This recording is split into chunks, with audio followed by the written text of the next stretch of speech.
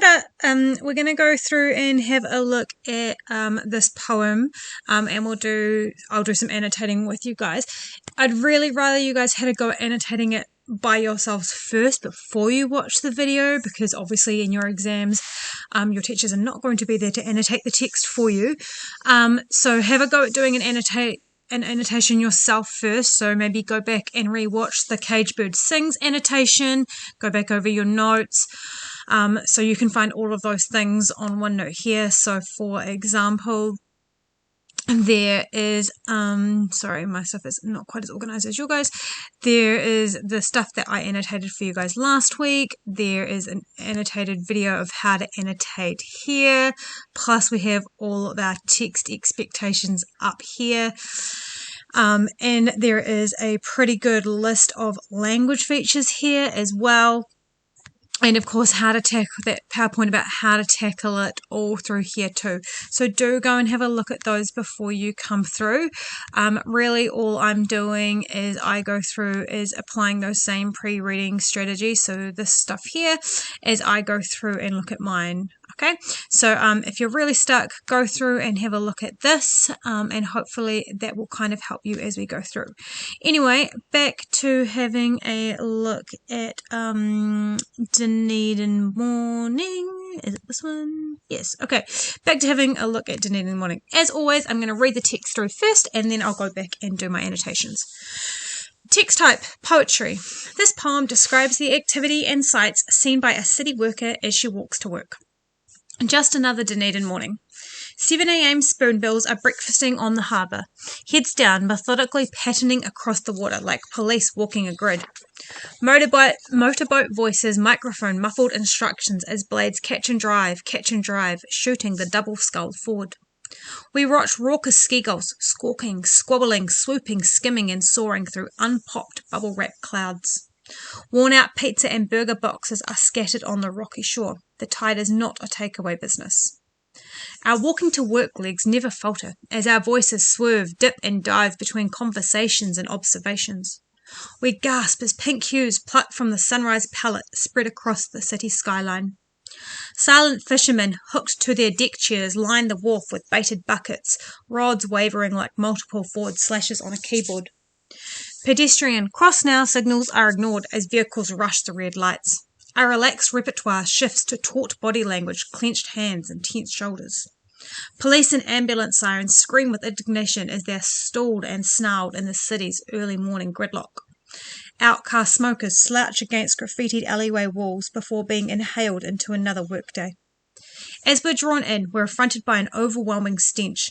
The weekend staff have left fast food remains and half-drunk chocolate milk bottles lying comatose in the kitchen. We open office windows, check Facebook, then heads down, methodically wade through another workday in the city. Okay, so let's start at the beginning. This whole idea of just another workday. So this is already suggesting to me like that there's an idea of a repetition. This whole idea of another Dunedin morning, like oh my god, another one. Word classification. I believe that is an adjective. Although you might want to check that one because I'm not entirely sure. Okay.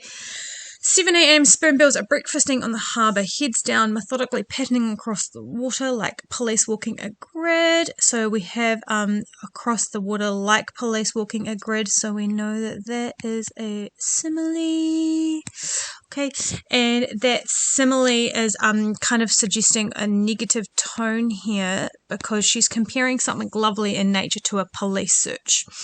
I also have this lovely adverb here, methodically, so it's describing how they're looking. So methodically means to go through something quite thoroughly.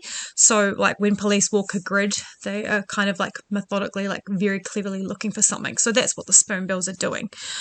Okay, so we also have, again, quite a few links to nature going on. So the spoonbills, that's a type of bird. And that kind of is quite good for that little one there. So whole idea of negative tone being introduced because of that those spoonbills, that stuff in nature being compared to something like police walking a grid. Not super great. Okay, motorboat voices, microphone, muffled instructions as blades, catch and drive, shooting the double scull forward. Okay, so I've got a bit of repetition here. I'm just going to write rep. So the repetition of the catch and drive, and when you say that, it's actually almost like an onomatopoeia, really, because that's the kind of sound. Onomatopoeia. That's the kind of sound that blades make as they double scull forward. So for those of you who are unaware, double sculling is obviously talking about rowing. And Dunedin is well known for people rowing on the harbour. So again, we've kind of got a good nature going on here and quite a lot of imagery being supported in that particular stanza. We've got a nice little alliteration here because we have that repetition of that M sound, and even that muffled motorbike voices, microphone, muffled instructions. It's almost mimicking the actual sound. Okay. We watch raucous seagulls squawking, squabbling, swooping, skimming, and soaring through unpopped bubble wrap clouds. Right, okay, so first thing, we have a list, okay, because it's explaining how the seagulls are moving, so we have a list. Okay, furthermore, that's alliteration because it's got repetition of S. Now, when we talk about alliteration that starts with an S, it's actually more of a thing called a sibilance, and a sibilance is the repetition of an S sound, and sibilance tends to have quite negative connotations with it. So if we look at that, they are squawking, squabbling, swooping, and skimming. So those sk sounds, those ones are quite harsh. And it's almost acting on like an onomatopoeia because we can kind of imagine those seagulls doing that. And even the way the seagulls are being described, like raucous, so that's another adjective. Even the way they're being described as raucous and they're squawking and squabbling and swooping and skimming, we get the sense that they're quite annoying. They are annoying our woman as she is walking to work. Then we have this metaphor here, soaring through unpopped bubble wrap clouds. So, metaphor, okay, obviously she's linking, we get a sense that she is thinking about work. Sorry, it's very messy, annotating is very messy on the computer. Get a sense that she's already thinking about work, because, the beauty that would be in nature, like, lovely clouds, are already getting compared to bubble wrap. It does at least provide a nice little contrast to the squawking, I suppose, though. Okay, worn out pizza and burger boxes are scattered on the rocky shore. The tide is not a takeaway business. That's a little bit of a funny little pun there. Do you get it? Like the tide takes things away, but it's not a takeaway business. Yeah, it's funny. Okay, so we've got a pun there, kind of lightening the mood, or lightens tone. Sorry, not lights, lightens tone. Okay.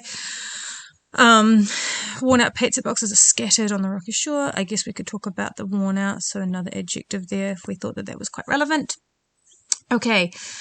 Our walking to work leaves never falter as our voices swerve, dip, and dive between conversations and observations. Look, another little list there. Very important. And we have another little kind of little alliteration there with the d sound, and I guess the swerve, dip, and dive is kind of it's kind of alliteration-y. Certainly personification though, because our voices don't normally do that sort of thing, so we can label that as personification.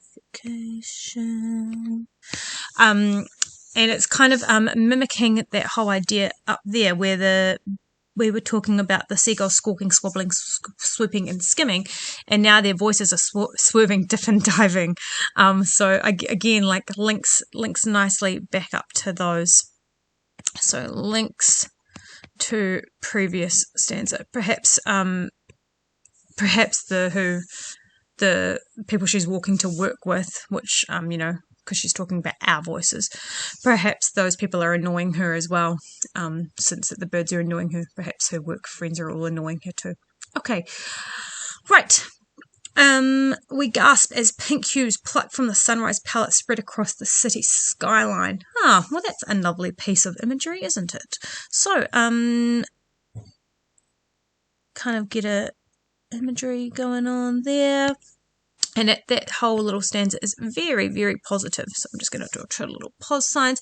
Makes a really nice kind of contrast to the city, I guess, because, up here we've sort of seen like there's seagulls and the pizza boxes are worn out pizza box. Oh, sorry, that's actually a personification too, because pizza boxes can't be worn out. So there's a little bit of contrast between this stanza here and the previous stanzas. It kind of sticks out there. Quite a few, like the fact that she gasps as well, which we know is a verb because it's an it's been like plucked as well. That's kind of again referencing back to those birds that plucked from the sunrise palette. How lovely. Okay, let's move on to the next one. Silent fishermen hooked to their deck chairs lined the wharf with baited buckets, rods wavering like multiple forward slashes on a keyboard. Right, we have another simile. And this one is acting like that metaphor before with the unpopped bubble wrap clouds, because she is comparing something in nature to her office. So I'm just going to go nature equals office as my little comparison note. Okay, and again, like this whole idea of hooked, there's a lot of verbs in here that are kind of like to do with birds and outside, like plucked and hooked. Okay, and they line the walk with baited buckets like rods wavering like multiple forward slashes on a keyboard. So again, even the fishermen are being compared to work. So there's this whole idea that work is everywhere. It's obviously affecting her in a not a particularly positive way. She can see it everywhere in the morning, despite these quite lovely things that are going on around her. Okay, pedestrian cross now signals are ignored as vehicles rush the red lights. Our relaxed repertoire shifts to taut body language, clenched hands and tense shoulders. So we have another list here about how it's a list of how her body changes as she approaches work. So, or how she changes, like her body goes all taut and clenched and tense. And these words here have all quite negative connotations. They're not particularly happy words, so again, not a particularly happy tone going on there. And vehicles are rushing the red lights, so again, I guess that's kind of a personification. Although I guess vehicles can actually rush the red lights. Kind of a personification there. Makes this whole idea that everyone's in a hurry, right? Like there's a sense of hurriness going on, a good sense of rushing. Okay. This part here where it talks about our relaxed repertoire shifting, that is our point of change, our point of contrast, because she's literally talking about a shift. So that's a good point of change there. Police and ambulance sirens scream with indignation as they're stalled and snarled into the city's early morning gridlock. Okay, another personification, because police and ambulance sirens don't actually scream. I'm just going to link that to that same personification label there. And look at these words like snarled, such negative connotations. And like this kind of like has really like almost sounds like a dragon. Like snarling, or an angry dog or something. I don't know. That's what it reminds me of. Okay, again, the fact that everything's kind of in a hurry, no one really seems to care about each other. They're obviously very loud. Sorry, that's a bit messy. They're obviously very loud if there is a scream going on. That has, again, quite negative connotations. Quite a repetition, again, of the sibilants. Sorry, I'll pick a different colour. Quite a repetition of that s sound again. So siren, scream, stalled, snarled. So we were talking about that sibilance before and how it creates quite a negative feel when we're like repeating the S. So like siren, so yeah, negative sound for sibilance and SE sounds. Okay, righto. Let's look down as we continue going on.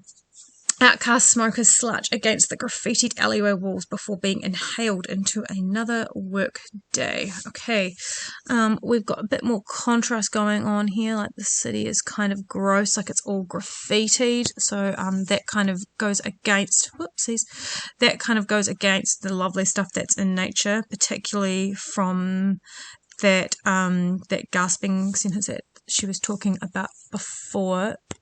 Sorry, I just lost my thingy there. Okay, so we have a contrast between nature and the city there.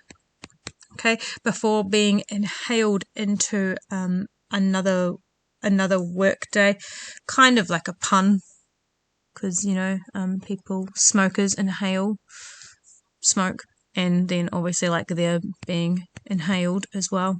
Okay, again, look at that sound going on. Okay, lots of sibilants in here. As we're drawn in, we're affronted by an overwhelming stench. The weekend staff have left fast food remains and half-drunk chocolate milk bottles lying comatose in the kitchen. Okay, so that could also be a point of change too there, actually, because we have a comma and we have a conjunction. So as we're drawn in, a thing happens. So that could be your other point of change. We're affronted by an overwhelming stench. Okay, so we've got another adjective, overwhelming stench. Yeah, it's describing the stench. So that's an adjective. Okay, obviously quite negative connotations if it's an overwhelming stench. The weekend staff have less fast food remains and half-drunk chocolate milk bottles lying comatose in the kitchen. Again, another little pun going on here. To get it? Half drunk, like lol, they're not finished drinking their chocolate milk bottles, but comatose implying like, drunk. Yeah, pun. Yeah, super funny. So that's there. That whole idea of lying like comatose in the kitchen as well. This is probably a bit of a reference to Dunedin's like party town.